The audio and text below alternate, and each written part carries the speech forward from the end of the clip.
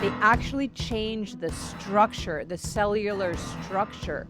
And so if you hold within your heart the opposite of love for yourself, your cellular structure resonates with that. And that resonance is not the resonance of healing, of wholeness, of holy. Healing, wholeness, holy are all from the same word.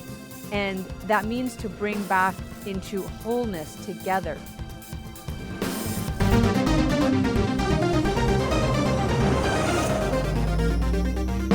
Welcome to the world of energy, where science meets spirit, ancient wisdom merges with cutting-edge knowledge, and the possibilities for a healthier, happier you are endless. I'm Lauren Walker. And I'm Blaine Wilkes. This is Energy Works, your portal into the incredible world of energy medicine. Whether you're a seasoned energy practitioner seeking to deepen your knowledge, or someone new to the concept of energy medicine, this podcast was created for you. Together, we unravel the intricate threads of energy that weave through our lives, revealing practical insights, stories, and actionable tools that you can start using right away.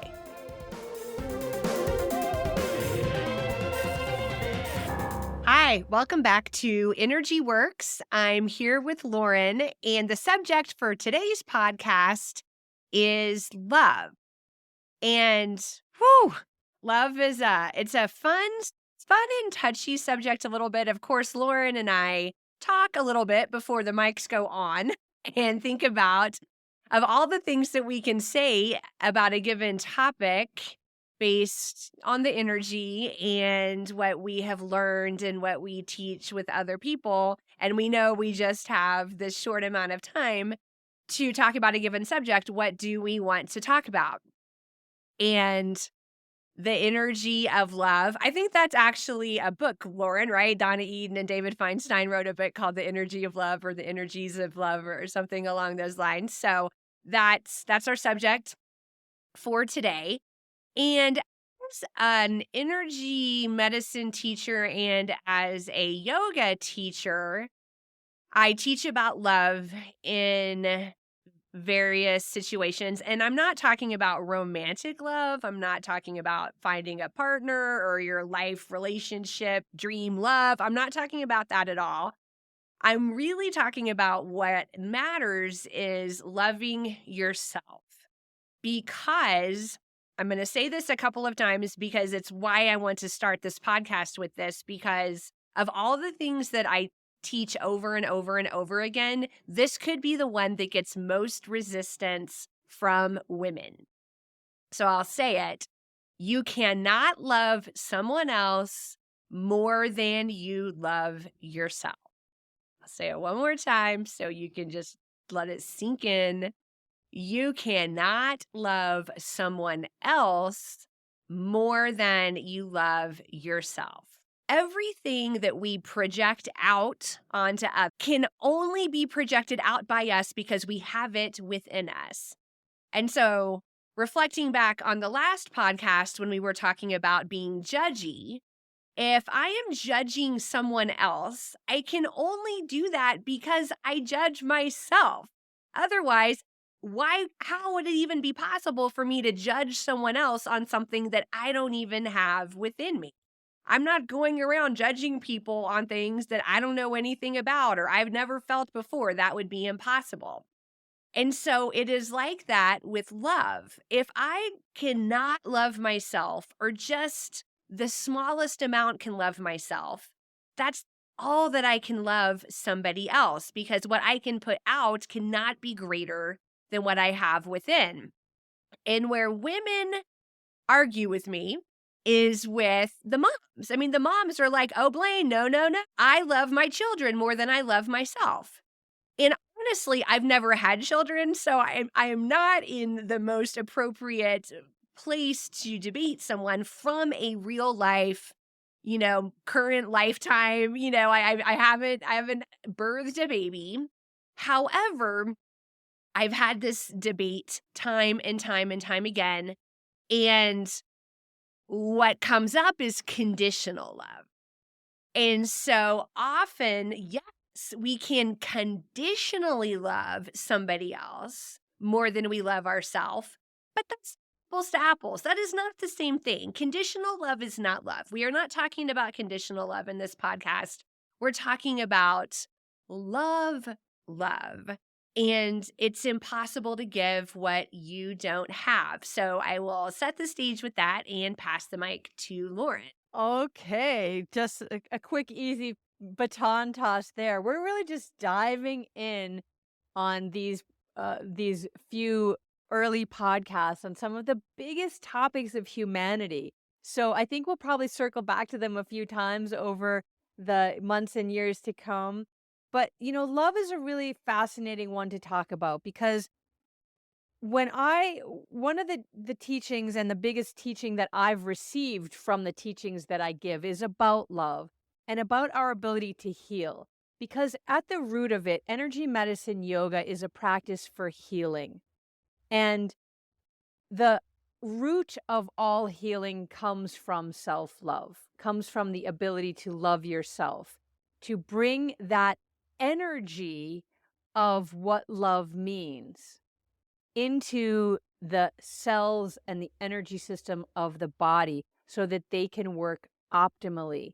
I'm sure many of you have seen those studies with water where you'll say mean words to water and then freeze it and see the crystal structure of the water and how they are so deformed and disjunctioned when they have mean words attached to them versus words like love and poetry and joy and creativity and all of these positive sounding words. They actually change the structure, the cellular structure. And so if you hold within your heart the opposite of love for yourself, your cellular structure resonates with that. And that resonance is not the resonance of healing, of wholeness, of holy, which are all from the same root word. Healing, wholeness, holy are all from the same word. And that means to bring back into wholeness together. And we can't do that if there's a part of us that is completely disjuncted from that, disconnected, that is literally anti wholeness, which is which is the lack of love. Anti wholeness is the lack of love. And so to hold that love as one of the primary drivers of healing and to recognize that so many of us, I'm stopping myself because I have to tell you a story just based on exactly what you said. I was just teaching at a retreat center recently, and I asked everyone to write in their journals a little bit about a courageous act that they took. And this man stood up and he said, when my first daughter was born, and I took her in my arms and I looked at her and I was so full of love. But what I realized was that I could not love her unconditionally until I could love myself unconditionally. This was this father's first interaction with his child in the physical form. And he recognized and had the courage to name that to himself, that if I don't love myself completely, there is no way that I could love her completely and unconditionally. So what you said right there in the beginning, Blaine, I really think is a resonant truth. And I think a lot of maybe the mothers that are battling you with that may not have accepted and understood what it really means to love yourself unconditionally. I'll bat that back to you and see what you have to say about that. Yeah, I think that you're right. And the first time I received pushback because I've never doubted teaching. When I studied in India with the spiritual master I studied with there, it was a core teaching and is, yoga, Buddhism, spirituality of all kinds. I think it doesn't matter the denomination or faction, love is always the answer. I mean, it's the central tenet of being a spiritual being in this on this planet, in this universe, in the multiverse, right? The answer is always love. And so we talked about it quite a bit when I was in India, and maybe I was just easily convinced for whatever reason. And I could see my own lack of self love. I could see my, self hate. That's a very strong word. I don't know if, but where my love for myself was weak. Maybe I'll say that. And from the ways I look at myself in the mirror, I have written at length about the mean voice in my head and how for many years in my life I had a debilitating mean voice in my head that I believed was me and I believed was true. And that's been one of the biggest hurdles. And I can't say that never ever happens, but it 99% doesn't happen anymore, at least to the deafening degree that it used to. So I could accept that I can't love others more than I can love myself. And then I went to teach it the first time, and it was like, wow, like just the pushback that I did not expect to get. And of course, like I said, I don't really have a hill of beans to stand on in some ways because I've never had a baby. And so I'm going to tell these, mothers who have had babies that I know more about them, about how much they love their baby. And so, I wouldn't, and I had to consider their perspective. It's part of being a teacher. You learn from your students, you grow, you evolve. You're not always right. And so this is one that I've really explored and I've come back, but I've seen many of these women circle around to the same thing and come back to me and say, Blaine, you're right. And that is where this concept of like conditional love came in. And so I love your story. I haven't heard Lauren say this story before about the man. And it was a man who just on his own came to this realization that it is true. And we talked about power in the last episode. And how our power affects other people. And so this rooting into love as being conscious and having conscience and the use of our power is just like hooked in to this discussion about love. I want to circle back to that huge pushback that you get from these students of yours, because I think some of that pushback comes from the denial that we don't love ourselves completely. Because if you just ask somebody, do you love yourself? Somebody that's, maybe one of your yoga students or on the spiritual path, or, I mean, it's sort of a random question to ask at a dinner party. But, most people will say, yeah, or yeah, I like myself well enough, or already in the talking, they're already distancing themselves from it. Instead of this wholehearted embrace of, yes, I absolutely love myself. It's like, well, what do you mean by love? And, yeah, I'm pretty good, I guess. I'm okay. Or, yeah, I'm good enough. I like myself fair enough. But except on those days where, they already start to qualify it. And when I ask people this question, when you are getting dressed in the morning and you're looking in the mirror, what do you say to yourself? And you talked about those voices, but I want to, like, everyone right now that's listening to this podcast, bring yourself to this morning when you were getting dressed and when you were looking in the mirror, either fixing your hair or putting on makeup or putting on jewelry or just checking out your outfit to make sure everything matched and was straight. What did you say to yourself? I'm going to give you a moment to think about that. What did you say to yourself this morning? Did you say, wow, you're looking so beautiful. Oh, I love you so much. Have a great day. Lauren, you are the cutest. I love that necklace. Your hair is fabulous. Go have a fabulous day and bring that fabulosity to the world. Is that what you said? Because chances are you probably said something like, Oh, I'm looking a little haggard today. I better have a double cup of coffee. Gosh, those bags under my eyes. Oy, my hair. It's time for a haircut. I wish I could do my hair as nice as she does. It always looks crappy when I do it myself. These clothes, I can't afford another outfit, but this is just hanging off me so, I don't even, but I love that necklace. Oh, look at that pretty necklace. And then you're off. So the only thing you gave love to was an inanimate piece of jewelry on the body, and everything else you were just dissing, and that's me being PG, because really we know that the voices in our heads can be much worse than that.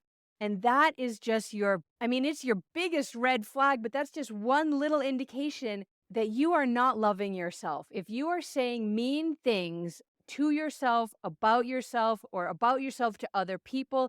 Oh, I'm such an idiot. I can't believe I did that. That is not love. Instead, oh, wow, I forgot that was so important. Oh, I wish I could have remembered that. Is so different than I'm such an idiot. I forgot that again. Totally different, and things that we just say without even thinking.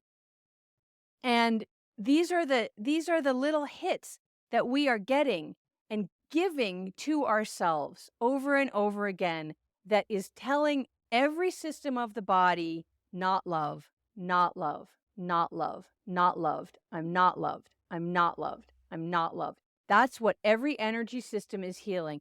Is hearing. It's hearing, I'm not loved. I'm not loved. It's not thinking, oh, she's just making a joke. Your inner energy system does not have that ability to distinguish that you're making a joke or you're being sarcastic. It goes right into your nervous system, right into the hard drive of every energy system, and it gets cataloged.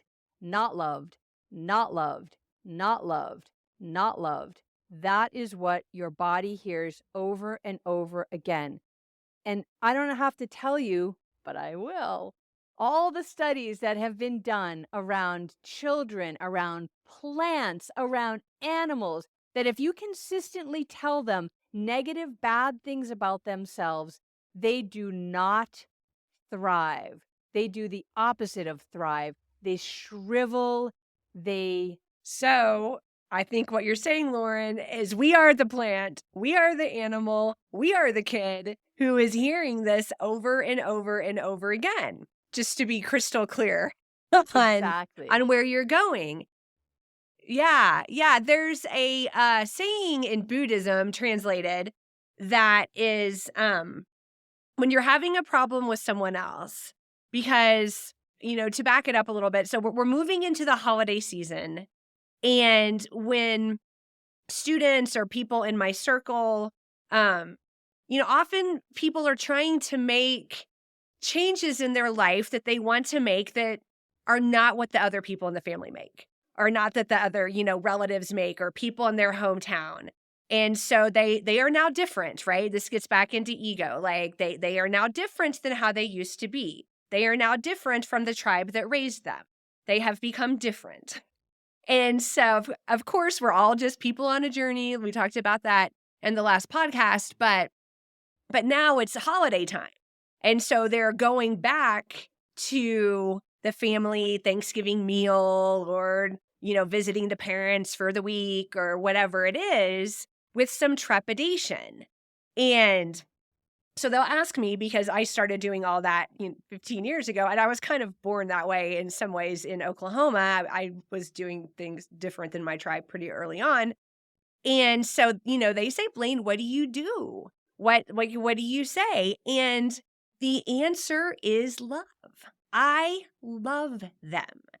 And that is how I walk in, truly, because Uncle James, these are figurative people I'm just making up. Uncle James is here on his own journey, and he's under the influences and dynamics that he's been under his whole life. And he was raised by his parents who raised him in a certain way.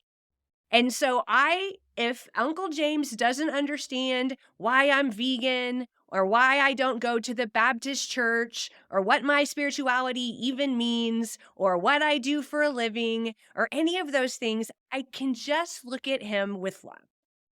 The answer is always love. And it sounds so yoga woo-woo, right? Like the answer is love. But it is. I mean, that is the answer. That is really how we move into these situations. So back to the Buddhist saying, the Buddhist saying is when you are having a problem with another person, what poison are you bringing to the party?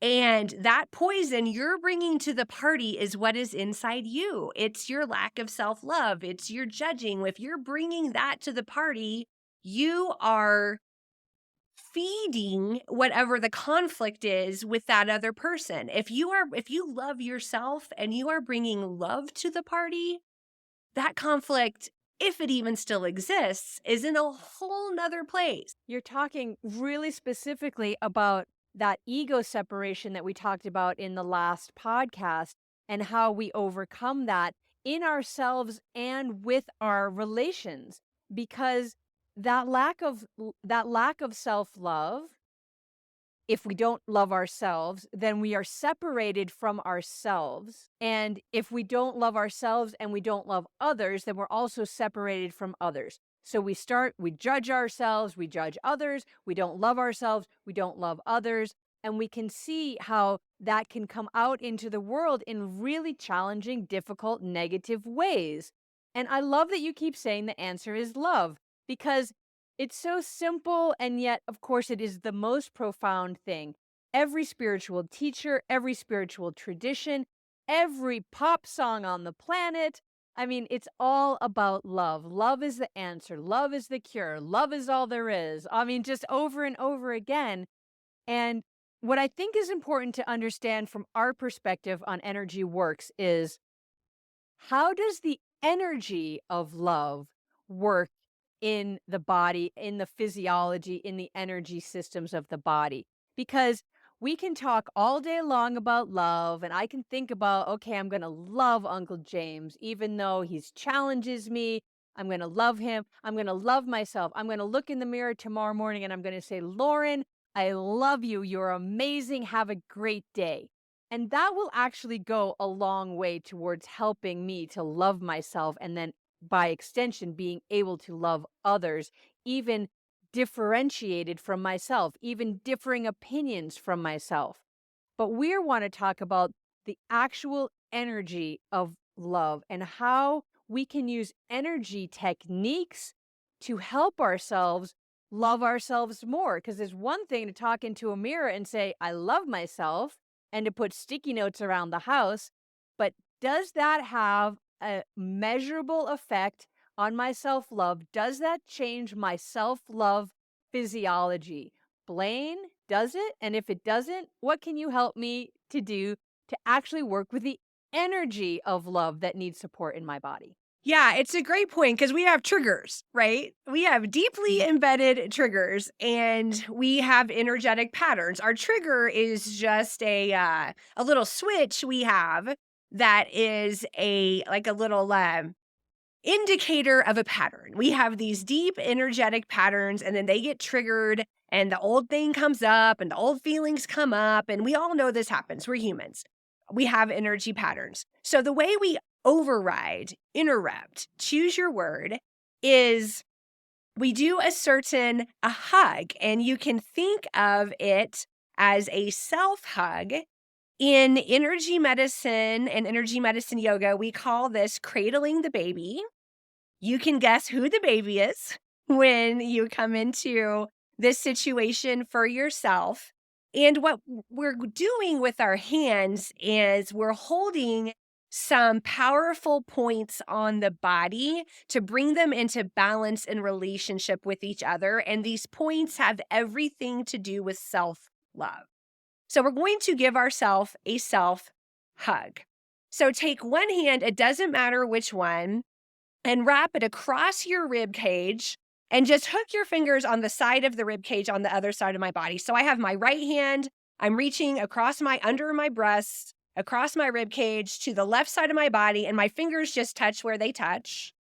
And then my other hand, I'm going to reach across the body and I'm just going to lightly wrap my fingers around the back of my arm. So if you're watching on YouTube, it looks like this. And again, I'm holding, I'm not going to get into all the names of points and meridians and all that kind of business here, but just trust us that you're holding some powerful energetic points on the body that are going to start to communicate with one another and bring yourself into balance so you can be in self-love and balance. You can do a little sway or a little rock if you could think about like how you would rock a baby. Rocking is very calming. We know this. Babies, what do you do when they scream? You start rocking them. The old folks' home has rocking chairs, right? Like we know that rocking is very calming and soothing. But if you don't want to rock, you can literally be in the moment, face to face with someone, and just hold yourself like this. You may notice that unfortunately, in pop culture, pop society, crossing your arms in front of your chest has been deemed as a closed position or an unlistening position. In the energetic realm, the opposite is true. In the energetic realm, we want to cross our body. We talked about that in the episode about creativity, how it's important to cross our body to bring ourselves into balance. And in these tough situations, we want to be creative, right? Like we want to be able to be like firing from all cylinders and able to handle the situation to our absolute best ability. And then we are calming ourselves down, bringing ourselves into self-love and into this place again from the last episode of equanimity. Can I see this situation equally? Can I see the other party's point of view? Can I balance that point of view with my point of view? And can I handle this situation with love? Knowing it starts with self-love, and then I can love the other.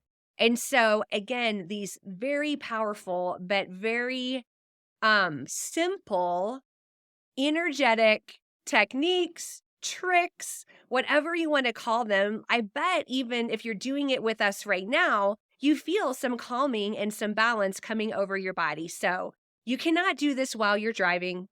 But pretty much every other situation that you're in, you can put yourself in this hold, in this self-hug, and let the power and the magic of your own energy body go to work for you. I think one of the most powerful things about this technique and many of the others, I'm going to say all of the others that we are going to share with you and already have, is that you don't have to think.